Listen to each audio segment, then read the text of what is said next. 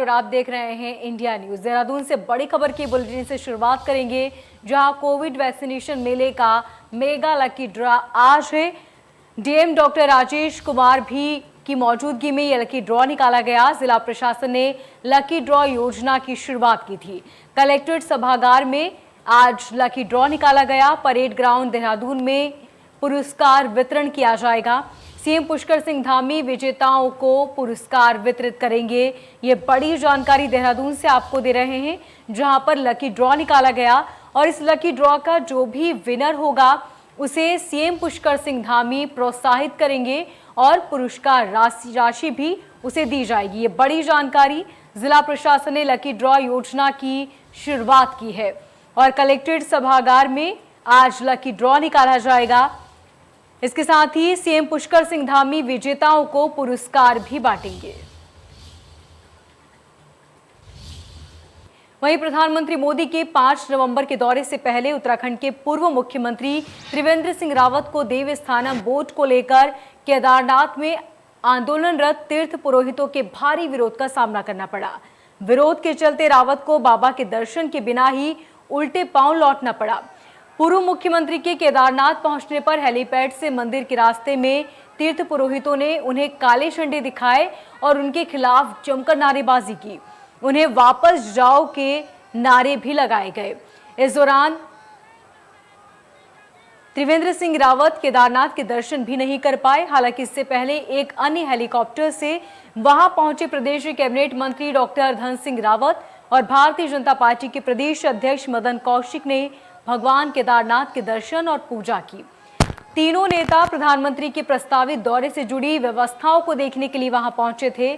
गौरतलब है कि चारधाम सहित प्रदेश के 51 मंदिरों में रखरखाव और प्रबंधन के लिए चारधाम देवस्थानम प्रबंधन बोर्ड के गठन के प्रावधान वाला अधिनियम 2 साल पहले त्रिवेंद्र सिंह के मुख्यमंत्रित्व काल में ही राज्य विधानसभा में पारित किया गया था।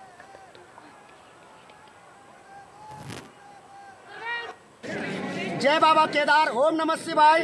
जैसे कि सरकार ने 2 महीने का टाइम तीर्थ पुरोहितों के पास मांगा था और सरकार ने वादा खिलाफी करके कल जो है 30 अक्टूबर हो गए हैं और आज से चारों धामों में उग्र आंदोलन तीर्थ पुरोहितों ने कर दिया है। उसका अभी जो है पूर्व सीएम केदारनाथ में आए थे और तीर्थ पुरोहितों ने धक्का दे करके केदारनाथ से उनको वापस कर दिया। हमने देवस्थानम बोर्ड के लिए उसका समाधान करने के लिए, उसका रास्ता निकालने के लिए हमने कमेटी बनाई है। कमेटी की एक रिपोर्ट आ गई है और अब अंतिम रिपोर्ट आनी बाकी है। हम उसका समाधान निकालेंगे। केदारनाथ में पूर्व सीएम त्रिवेंद्र सिंह रावत का विरोध के मामले पर कांग्रेस ने भी जमकर निशाना साधा।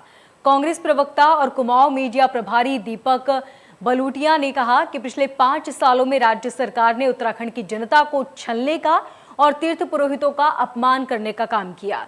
उन्होंने कहा कि त्रिवेंद्र रावत सरकार ने देवस्थानम बोर्ड लाकर तीर्थ पुरोहितों का अपमान किया है और साथ ही उनके हक हुकूक को छीनकर उनके रोजगार और अधिकारों को छीनने का काम किया। आगामी 5 नवंबर को प्रधानमंत्री नरेंद्र मोदी के केदारनाथ दौरे पर भी कांग्रेस ने निशाना साधा। वहीं प्रधानमंत्री मोदी के उत्तराखंड दौरे को लेकर बीजेपी कार्यकर्ताओं में खासा उत्साह नजर आया।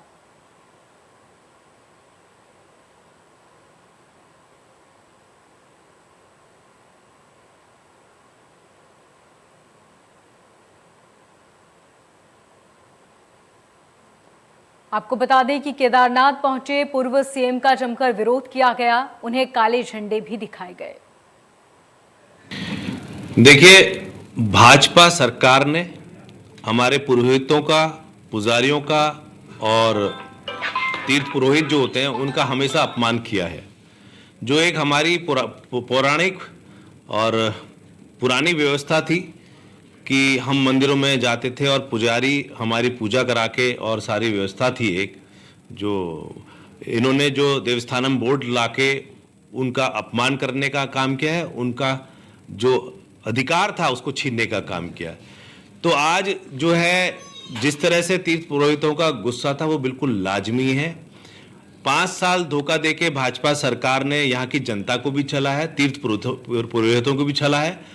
तीर्थ पुरोहितों के साथ साथ जनता भी इनको इसी तरह खदेड़ेगी 2022 में, जिस तरह से आज तीर्थ पुरोहितों ने खदेड़ा है। पीएम हमेशा दौरा जरूर करते हैं और लेकिन उत्तराखंड के लिए उन्होंने कुछ भी नहीं किया। आपदा ही आपदा इस प्रदेश में आई और ये एक आपदा प्रदेश बन के रह गया। अगर प्राइम मिनिस्टर मोदी जी ईमानदार होते तो उत्तराखंड की भौगोलिक परिस्थिति को देखते हुए यहां के लिए एक बहुत अच्छा आर्थिक पैकेज उनको देना चाहिए था, ताकि आपदा प्रबंधन की व्यवस्थाएं मजबूत हो। इस लगाव उत्तराखंड से रहा है और मैं समझता हूं कि जो माननीय मोदी जी ने पहला भाषण 2017 में दिया था देहरादून के प्रांगण में, परेड ग्राउंड में, तो उन्होंने कहा था हम डबल इंजन की सरकार इस प्रदेश को देने जा रहे हैं। उसका प्रत्यक्ष उदाहरण चाहे वो ऑल वेदर रोड हो, चाहे वो कर्णप्रयाग तक ट्रेन का मामला हो, या अभी जैसे ही उत्तराखंड के अंदर आपदा आई तो 250 करोड़ का पैकेज हो, इस प्रकार के सारी चीजें माननीय मोदी जी लगातार प्रदेश के लिए कर रहे हैं। और माननीय मोदी जी का विशेष लगाव उत्तराखंड से है और बाबा केदार से है। बाबा केदार के दर्शन भी करने आ रहे हैं और हम सबको संबोधित भी करेंगे। उत्तराखंड विधानसभा चुनाव 2022 जैसे जैसे नजदीक आ रहा है, वैसे ही राजनीतिक पारा भी बढ़ता जा रहा है। ऐसा ही देखने को मिला कीर्तिनगर ब्लॉक में, जहां मंत्री सुबोध उनियाल ने कांग्रेस के पूर्व राष्ट्रीय अध्यक्ष राहुल गांधी को एक बार फिर मंच से पप्पू कह डाला। सुबोध उनियाल ने मंच से कहा कि कोई भी व्यक्ति अगर गूगल करे तो उसमें पप्पू लिखने पर सीधे राहुल गांधी का नाम ही आ जाता है। सुबोध उनियाल ने ये भी कहा कि उन्होंने जिस पार्टी का राष्ट्रीय नेतृत्व आज तक किया, पप्पू वाली छवि को नहीं तोड़ पाए। वो पार्टी जनता का क्या विकास करेगी। सुबोध उनियाल को राहुल गांधी को पप्पू कहना नागवार गुजरा और कीर्तिनगर में कांग्रेसियों ने जमकर उनका विरोध किया और पुतला जलाया। इस दौरान कांग्रेसियों ने सुबोध उनियाल से माफी मांगने की मांग भी की।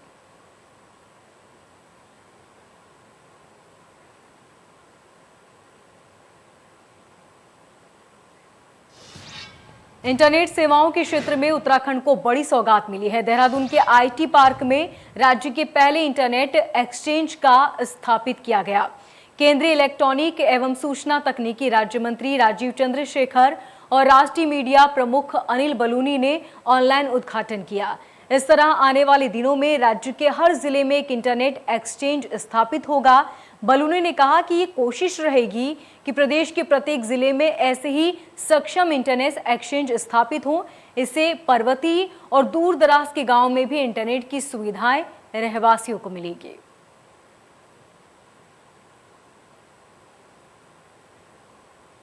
यानी कि बॉम्बे को दिल्ली से, दिल्ली को कलकत्ता से, कलकत्ता को देहरादून से, ये सब जुड़ जाएंगे। अब एक कल्पना करते हैं कि किसी को मेडिकल हेल्प की जरूरत पड़ी देहरादून में और देहरादून के अंदर वो हॉस्पिटल्स वो हेल्प नहीं दे पा रहे हैं, तो बॉम्बे के बीच कैंडी हॉस्पिटल से डॉक्टर्स इंटरनेट एक्सचेंज के थ्रू देहरादून से जुड़ जाएंगे। तो अब देहरादून के अंदर वो जो मेडिकल की फैसिलिटी दिल्ली में है, मुंबई में है, चेन्नई में है, वो आपको मिलनी शुरू हो जाएगी। दूसरा, अब सबकी तो ताकत नहीं होती कि आईआईटी दिल्ली के अंदर एडमिशन हो जाए या आईआईएम बेंगलोर के अंदर एडमिशन हो जाए या आईआईएम अहमदाबाद के अंदर एडमिशन हो जाए। तो क्या देहरादून के स्कूल और कॉलेजेस के अंदर उस क्वालिटी एजुकेशन को आपको मिल पाएगी या नहीं? हाँ, वो अब इंटरनेट एक्सचेंज के थ्रू हम जो डिजिटल इंफॉर्मेशन है एजुकेशन की, वो इस शहर तक पहुंचाएंगे। नगर पालिका श्रीनगर को नगर निगम बनने की घोषणा के बाद से ही सरकार के इस फैसले का विरोध होना शुरू हो गया। अब नगर निगम में शामिल किए जा रहे 7 ग्राम सभाओं के ग्रामीण भी नगर निगम में शामिल न होने की मांग पर अड़ गए हैं और इसी संबंध में नगर निगम में शामिल होने जा रहे 7 गांव के प्रधानों ने जिला प्रशासन को अपना आपत्ति पत्र दे दिया। ग्राम प्रधानों का कहना है कि नगर निगम में शामिल होने से उन्हें सरकार से ग्रामीण क्षेत्रों में मिलने वाली योजनाओं का लाभ नहीं मिल पाएगा और साथ ही जिन गांवों को नगर निगम में शामिल किया गया वे सभी कृषि पर निर्भर गांव हैं। नगर निगम में शामिल होने के बाद ग्रामीणों से उनकी कृषि भूमि भी छीन ली जाएगी।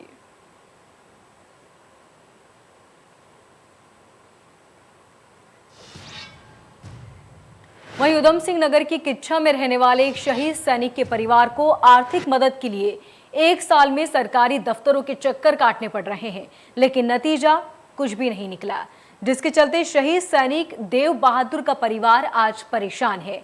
18 जुलाई 2020 को शहीद हुए किच्छा के देव बहादुर के परिजनों को उत्तराखंड सरकार की तरफ से आर्थिक मदद और अन्य सुविधाओं के बारे में भरोसा दिया गया, लेकिन कई महीने बीत जाने के बाद भी आज तक मदद नहीं मिल पाई।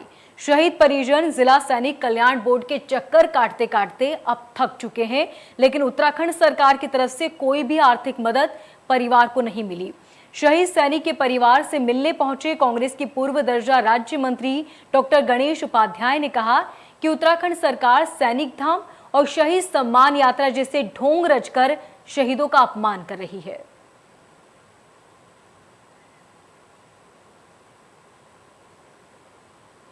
जैसे कि मैं जाता हूँ डीएम जिला सैनिक बोर्ड, तो कहते हैं कि 1 हफ्ते बाद पता चलेगा। 1 हफ्ते बाद जाता हूँ तो कहते हैं अभी कागज अभी देहरादून अटका पड़ा है, अभी डीएम कोर्ट गया है, अभी मतलब क्लियर अभी कुछ बता नहीं रहा हमको कि कहाँ पे प्रोसेस पे है, कहाँ पे अटका पड़ा है कि जिससे ठीक हो।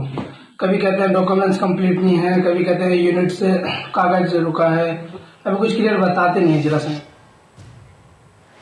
उत्तराखंड मुख्यमंत्री पुष्कर सिंह धामी को नगर पालिका अध्यक्ष रमेश सेमवाल ने पत्र लिखकर परिजनों की स्थिति से अवगत कराया। पत्र में उन्होंने बताया कि उत्तरकाशी जनपद के 3 पोर्टल की दर्दनाक मौत के बाद क्षेत्र में मातम पसरा हुआ है। भारतीय थल सेना के सिपाहियों की सेवा के लिए सेना में अस्थायी रूप से भर्ती किए गए थे, जिनकी बर्फबारी में रास्ता भटकने के चलते बर्फीली ठंड से मौत हो गई।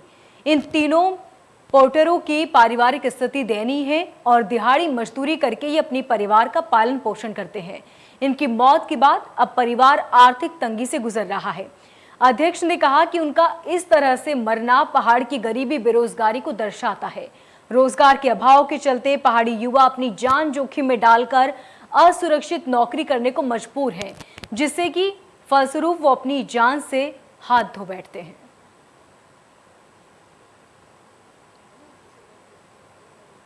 मैं तो उनको कहूँगा कि वो शहीद हुए, क्योंकि ये देखिए आपके पूरे देश की सुरक्षा हमारे सैनिक करते हैं और उन सैनिकों की सेवा वो पोर्टल कर रहे हैं।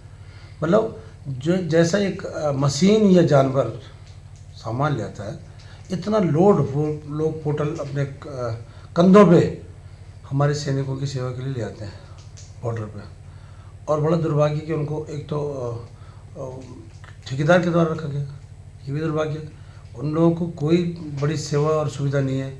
मेरी मांग है सरकार से कि जो पहाड़ की जवानी है, 25-25 साल के 20-20 साल के लड़के थे नौजवान, और जिनके पीछे उनके बच्चे छोड़ के उनके माँ बाप हैं जो उन पर पूरे डिपेंडेंट थे, और उनके कोई बहुत अच्छा इसको उनको नहीं मिल रहा रिस्पॉन्स का, उनके बच्चों का, उनका भविष्य असुरक्षित हो गया। हर साल की तरह इस बार भी डी बाली ग्रुप द्वारा जेल रोड स्थित दिव्यांग बच्चों द्वारा बनाए गए दीपावली के सामान की प्रदर्शनी का आयोजन किया। प्रदर्शनी का शुभारंभ अपर पुलिस अधीक्षक प्रमोद कुमार ने फीता काटकर किया। इस अवसर पर आप नेता दीपक बाली शहर के तमाम गणमान्य और समाज सेवी समेत दिव्यांग बच्चों का मनोबल बढ़ाते नजर आए। वहीं प्रदर्शनी में दिव्यांग बच्चों के आत्मविश्वास, लगन और हौसले की झलक साफ देखने को मिली। प्रदर्शनी को आयोजित करने का मकसद इन बच्चों में छुपी प्रतिभा को सामने लाना था।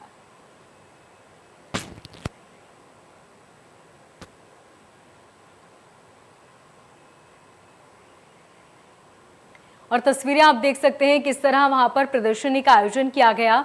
इस प्रदर्शनी में जो दीपक आपको नजर आ रहे हैं, ये दीपक दिव्यांग बच्चों के द्वारा बनाए गए हैं। उन्होंने न सिर्फ दीपक बल्कि गणेश भगवान की और लक्ष्मी माता की छोटी छोटी मूर्तियां भी बनाई, जिसकी प्रदर्शनी यहां पर की गई। आप नेता पहुंचे काशीपुर, जिन्होंने सभी बच्चों का हौसला बढ़ाया और इसके साथ ही फीता काटकर प्रदर्शनी का शुभारंभ किया। इस प्रदर्शनी का मकसद था कि वो बच्चे जो दिव्यांग हैं उनका हौसला बढ़ाया जा सके और इसी के साथ उनके अंदर जो टैलेंट है उसको बाहर लाया जा सके, उनको दिखाया जा सके। और उसी के चलते इस प्रदर्शनी का आयोजन किया गया था, जिसमें कई लोग शामिल हुए जिन्होंने यहाँ से दीपक खरीदे।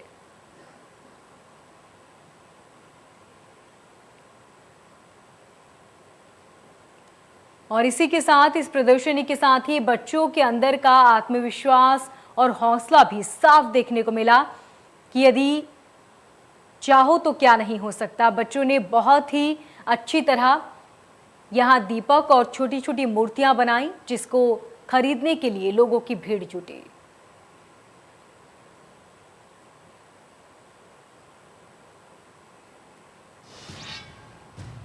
वहीं उत्तराखंड में शिक्षा व्यवस्था को बेहतर करने के उद्देश्य से सरकार ने प्रदेश के सभी ब्लॉक में 2 अटल उत्कृष्ट विद्यालयों का संचालित किया, जिसको प्रदेश की जनता ने भी सराहा। वहीं इस संबंध में शिक्षा मंत्री अरविंद पांडे ने अटल उत्कृष्ट विद्यालयों के प्रथम फेज के चलते संचालक की बात करते हुए बताया कि पिछले सालों की अपेक्षा इस साल सरकारी स्कूलों में 76,172 बच्चों की संख्या बढ़ी है, जो ये दर्शाता है कि प्रदेश में सरकारी शिक्षा व्यवस्था में परिवर्तन हुआ है। अटल उत्कृष्ट विद्यालयों की शिक्षा पद्धति से लोग खुश हैं और इसके साथ ही शिक्षा मंत्री ने कहा कि प्रदेश में सभी अटल उत्कृष्ट विद्यालयों का सफल संचालन हो रहा है। इन विद्यालयों की सफलता को देखते हुए सरकार 135 और विद्यालयों को शुरू करने जा रही है, जिसकी रूपरेखा तैयार कर ली गई है और कैबिनेट में इसे पास भी किया जाएगा।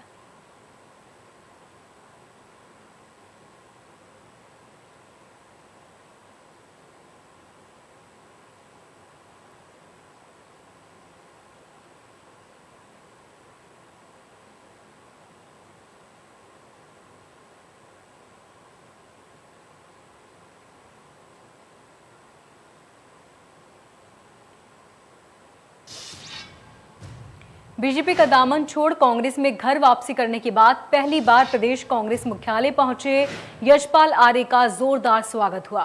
कांग्रेसी कार्यकर्ताओं ने ढोल दमाऊ और आतिशबाजी कर यशपाल आर्य का स्वागत करते हुए उन्हें बधाई और शुभकामनाएं दी। वहीं इंडिया न्यूज से एक्सक्लूसिव बातचीत करते हुए यशपाल आर्य ने बीजेपी पर जमकर निशाना साधा। कहा कि जिन नेताओं में कांग्रेस का खून बह रहा है वो बीजेपी में टिक ही नहीं सकता। आखिर क्या कुछ कहा पूर्व कैबिनेट मंत्री यशपाल आर्य ने, देखिए इस रिपोर्ट में।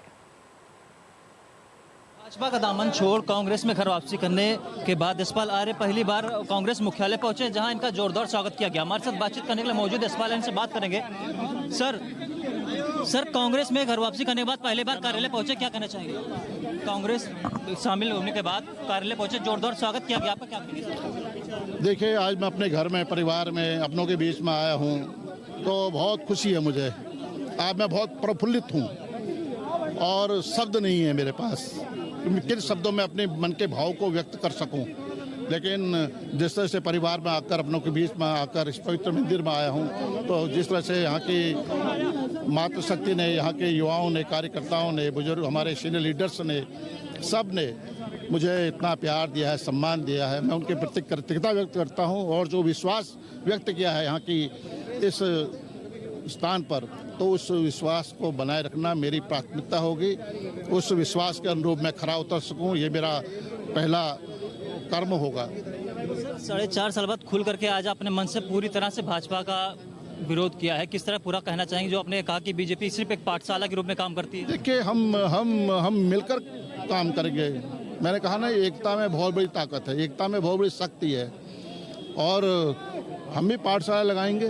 लोगों हम अपने कार्यकर्ताओं को हम जिनका जो हमारे मजबूत ताकत है, कार्यकर्ता हमारी रीढ़ की हड्डी है, रीढ़ है, उनके साथ संवाद भी स्थापित करेंगे। कहीं पर कोई कमी होगी, हमारे अंदर कोई कमी होगी, संवादहीनता नहीं होनी चाहिए। संवाद के जरिए अपने मन की बात, उनकी मन की बात को जानेंगे और एक संदेश देंगे किस तरह से हम उनको परास्त कर सकते हैं। सर, आपने अभी जिक्र किया था कि जो कांग्रेस गौत के नेता हैं, कांग्रेस गौत के जो नेता है वह भाजपा में नहीं रुक सकते हैं, क्योंकि तमाम नेता अभी चर्चाएं चल रही कि वो बीजेपी में शामिल हो सकते हैं, कांग्रेस शामिल हो सकते हैं। तो जो बागी नेता थे उनको क्या कहना चाहिए, क्या वो कांग्रेस में शामिल हो सकते हैं? देखिए, मैंने कहा ना कि जो कांग्रेस का, जिसके ब्लड में कांग्रेस है, जिसके खून में कांग्रेस है, वो कहीं नहीं टिक सकता। कांग्रेस में आएगा, क्या है वो जहाज में आए, क्या है वो लौट उसके आना ही है, आना ही है। तो मतलब मान लें कि हरक सिंह राव समेत तमाम नेता, मैं किसी को इंगित नहीं कर रहा हूँ। मैंने कहा ना, जिसके ब्लड में कांग्रेस है, जो इसके मन में कांग्रेस है, जिनकी आत्मीयता में कांग्रेस बसती है, वो कहीं नहीं टिक सकता। सर एक अंतिम सवाल है कि आपने खुद को बैल बताया है, तो ये थे पूर्व कैबिनेट मंत्री यशपाल आर्य जिन्होंने कांग्रेस का दामन दोबारा थाम लिया और घर वापसी की है, तो ऐसे में कैसे कहना कि आने वाले समय में कांग्रेस को इसका अच्छा फायदा मिलेगा। कैमरामैन सौरभ के साथ रोहित सोनी, इंडिया न्यूज, देहरादून। इस बुलेटिन में फिलहाल इतना ही। लगातार खबरों को जानने के लिए देखते रहिए इंडिया न्यूज।